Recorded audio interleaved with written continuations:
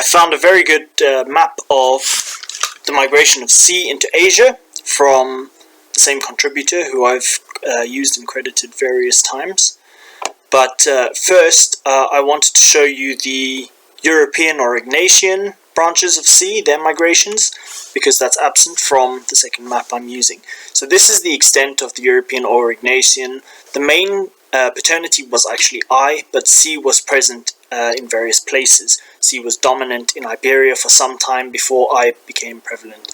Now either they migrated together in this period, and I replaced C, would have to be for various reasons, or they migrated as separate groups and the groups of I clans became dominant over time because of better technology or because of being hardier.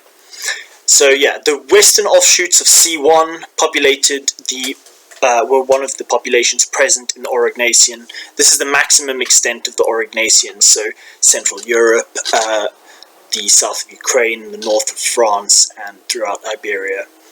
And yeah, that migration was about 40,000 years ago.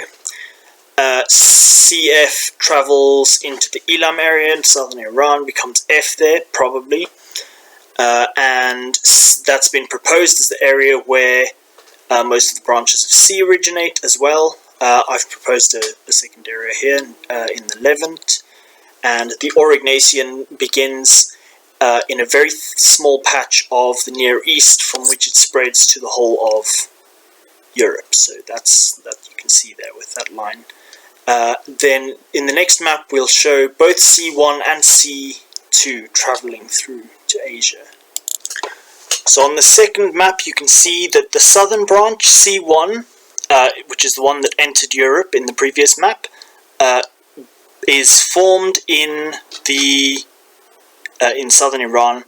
It moves into the north of the Levant, into the region south of the Caucasus, and it moves into Southeast Asia and Australia in the Aborigines, as well as moving east to populations of the Orient, so Korea and Japan. C2 is actually the branch that's more successful in that northern region. That's the branch that exists in the tribes of Central Asia and the Na-Dene in the Americas.